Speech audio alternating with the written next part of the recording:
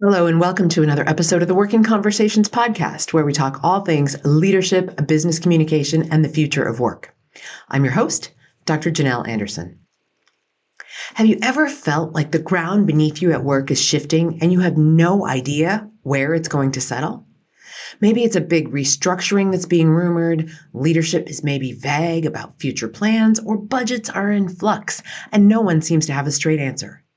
It's unsettling, to be sure. That's because uncertainty is hardwired into our brains as a threat. We crave clarity, and when we don't have it, our mind starts filling in the blanks, often imagining the worst. And in today's workplace, let's be honest, uncertainty is practically part of the job description. But here's the good news. Uncertainty doesn't have to derail you.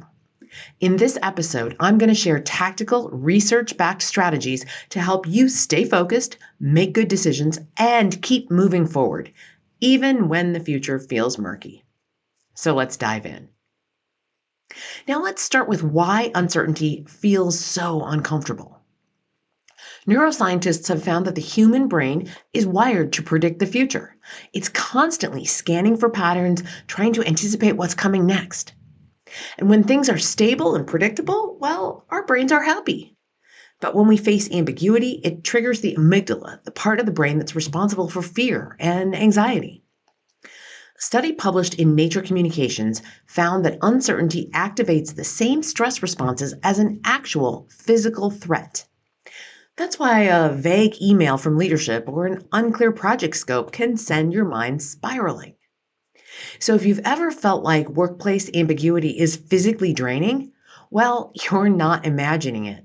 Your brain is literally treating that uncertainty and ambiguity as a situation that requires you to use your basic human survival skills.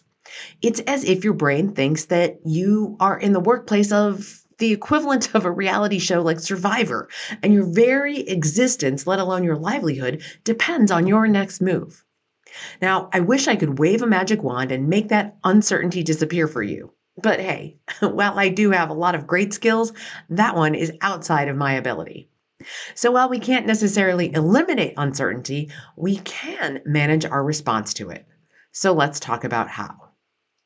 I'm going to give you a handful of strategies for navigating that uncertainty. These are practical tools and techniques that you can use every single day. The first one is focusing on what you can control. Now, uncertainty feels overwhelming because we tend to focus on all of the things that we can't control and all of the things that could go wrong. Instead, try this simple exercise. Make two lists. One, what's inside of my control. How I show up, the skills I already have, the effort I put forward, my mindset, who I talk to on a given day, and so forth. Now, list number two, what's outside of my control? It could be company policies, it could be economic shifts, leadership decisions within my company, what's happening on the national political stage. Those are all things that are outside of your control. When you list them out explicitly and see what's in your control and what's outside of your control, it's much easier to then focus on what's inside of your control and let that second list, well, let it go. And if you can't entirely let it go, at least acknowledge that the items on that list are outside of your control, and then double down on that first list, because that is where your power is, my friends. Now, the Harvard Business Review suggests in an article that when faced with uncertainty, high performers tend to focus on that first list and take micro actions. That is small steps that are absolutely within their control rather than waiting for perfect clarity. Because if we're being straight with ourselves, perfect clarity is never coming, and we always have to take some forward action in the face of at least some uncertainty in order to get anything done. So double down on that first list and take some small actions. The second thing that you can do is to build your adaptability muscle. Yes, my friends, it is a muscle. Just like anything else, the more you use it, the stronger it gets. So think of uncertainty like a workout. The more you practice adapting to change, the stronger and better you get at it. So reframe uncertainty as an opportunity. Instead of seeing changes as a threat, think to yourself, What skill or connection or insight can I gain from this? What can I learn from this that will make me better in the future? And a really powerful technique you can use is the if then technique. If this project gets delayed, then I'll use the time to strengthen my skills and take a class on LinkedIn Learning. If my team gets restructured, then I'll proactively build relationships with new colleagues on the new team. Now, I personally do this all the time. When I look at open capacity on my calendar, instead of freaking out, I tell myself, if I'm not booked for a keynote speech, then I'll get ahead on research for the podcast.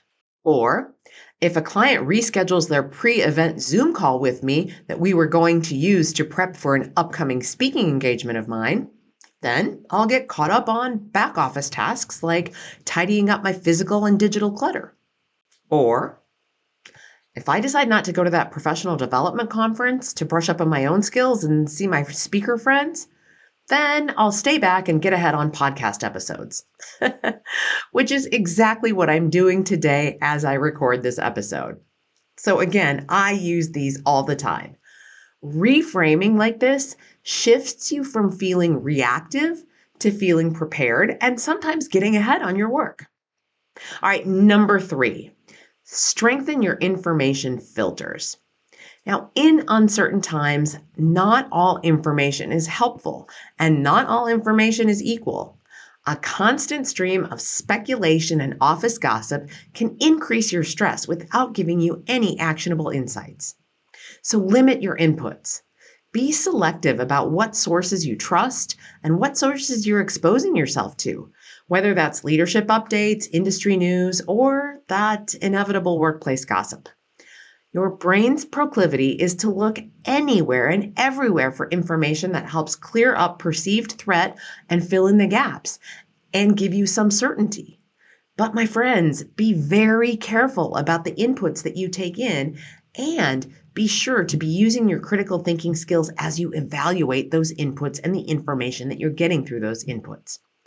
To do that, you can ask clarifying questions. If you're getting vague leadership communication, don't assume the worst. Just ask for specifics. For example, what does this change mean for our team in the short term? Or how should we be prioritizing our work differently right now in light of this? And is this hearsay or speculation, or is this truth that I can base some decision making on? Step number 4, or technique number 4, anchor yourself with routines. When external factors are shifting, having a solid personal routine can absolutely be a stabilizer. Now, I was a huge proponent of this, of personal routines early in the COVID-19 pandemic, urging people to still do their basic hygiene routines, to get ready for work, including getting dressed instead of working in their pajamas, and to do something as a substitute for their morning and evening commute, like taking a simple, quick walk around the block. Now, times, of course, have changed, and we don't have that uncertainty in our space. We have different uncertainties in our space. So here are some pointers for right now.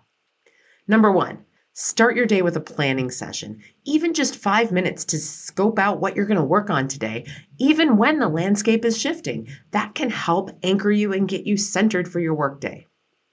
Second, end your workday with a shutdown ritual so that you're not taking uncertainty home with you, and that for those of you who are working from home, that you don't still hear the pings and dings coming from your laptop over the course of the evening.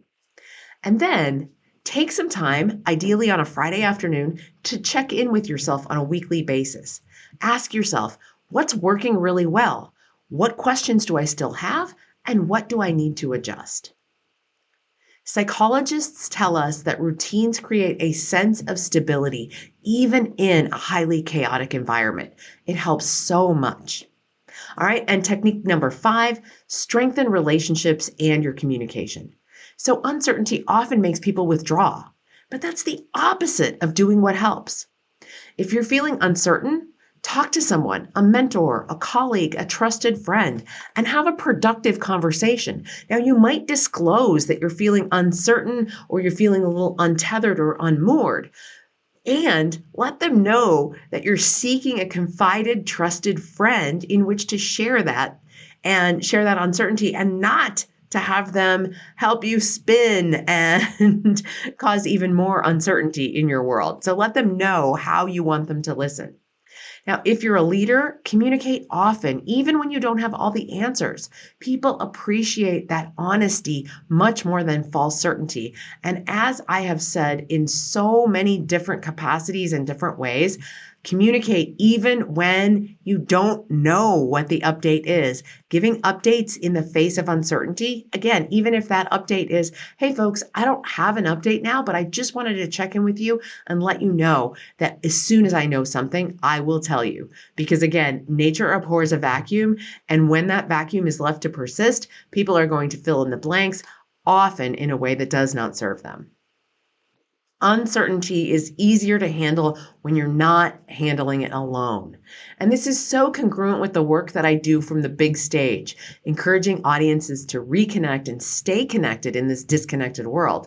I have a keynote that addresses that exact thing. It is one of my most popular keynotes, and if you've been listening to the podcast these past few weeks, it is the one that I recently dismantled and put back together with the latest research and some of the very, very best strategies for handling the uncertainty of our world and finding those ways to reconnect and stay grounded in this uncertain time. Now, for those of you who are in leadership roles, and if you know my work, you know I say we lead from any place on the organizational chart, even as an individual contributor. So again, as a leader, uncertainty presents an extra challenge. How do you guide a team when you don't have all the answers? Well, I've got 3 key principles for you. And again, you can implement these to a certain extent, even when you are leading from the side. But for those of you who are leading from a different place, a little higher up on the organizational chart, or maybe way at the top of the organizational chart, I really want you to take these 3 key principles to heart. The first one is be transparent, but don't overpromise. It's okay to say, I don't know yet, but here's what I do know. Again, I want to underscore that idea that I just shared, giving updates even when there are no updates, especially if you're part of the leadership team. It bridges the gap of no information that's hanging out in people's heads. And again, people do abhor that vacuum. And so saying we don't know is still saying something to help fill the void so that people don't jump to that worst case scenario, which is, again, where the brain will absolutely go because it will perceive the worst in the face of that ambiguity and uncertainty. The second thing you should do as a leader is create some psychological safety. Encourage that open dialogue where people can question and share their fears without retribution. That lets people share those concerns, share their anxieties, share their worries without a fear of judgment and in a place that there isn't going to be some backlash against doing that. And then the third thing to do is to frame change and frame that uncertainty as a shared experience. Saying things like, hey, this is new for all of us, but we'll figure it out together. That helps people know that you are in that space as well. Now, again, I do want to caution here in framing change as a shared experience. You as a leader need to make sure you have metabolized your own fear of uncertainty, your own fear of ambiguity before you have that conversation with your staff or with those who report to you, because the last thing that you want to do is be actively processing your own fear and your own uncertainty about the ambiguity and uncertainty in the space right in front of them or right with them. So find your own trusted sources to do that with before you create the space for your staff to do that and for you to share that this is a shared space where you're going through some of those things yourself. And then again, ideally in that shared space to let them know how you've processed and how you're doing sense making in the face of uncertainty. Again, you have to have metabolized it at least a bit before you're sharing it directly with them. Okay, so let me give you some conclusions, some final takeaways, and some actionable steps. So let's just wrap this up with 3 things we've talked about today that you can do to better navigate uncertainty. The first thing, write down what's in your control, make that first list, and what's out of your control. And then you're going to double down on that first list. Those are the things that you can actually do. The second thing, reach out to someone, a colleague, a mentor, a team member, maybe even a friend outside of work, an executive coach, a life coach, a personal coach, someone that you can connect with, because connection makes uncertainty easier to handle. Connect with them in a way that supports you rather than having the sky is falling kind of conversation or gripe session with them. And then number three, take one small action. Progress, even if it's tiny, helps build confidence in uncertain times and helps you keep moving forward. So, a final thought here, uncertainty isn't the enemy. Uncertainty is unavoidable. The real challenge is how you respond to it. And you, my friend, get to choose. You can let uncertainty paralyze you and derail you, or you can use uncertainty to build resilience, adaptability, and even new opportunities. The future will always be uncertain, but your ability to navigate it, well, that is in your hands. Now, as we wrap here, I'd love to hear your thoughts. What's one strategy that maybe you've used in uncertainty in the past, or perhaps a strategy from this episode that you're going to try? Send me a message and let me know how it goes. I'd love to hear what's working for you. Now, if you found this episode helpful, please share it with somebody else who might be experiencing uncertainty and ambiguity and could really benefit from this themselves. Until next week, keep working on what matters most and keep reframing your circumstances and keep taking small actions in the face of uncertainty. As always, stay curious, stay informed, and stay ahead of the curve. Tune in next week for another insightful exploration of the trends that are shaping our professional world. Now, if you learned something from this episode or you simply enjoy the content, please subscribe to my channel on YouTube, subscribe to the podcast on your podcast platform of choice, and follow me on social media. These are all excellent, no-cost ways for you to support me and my work. And you'll find the links to my social media over on the show notes page at janelanderson.com/208 for episode 208. Until next time, keep thriving and keep working towards a future that we all want. Stay connected, stay curious, and I will catch you next week, my friends. Be well.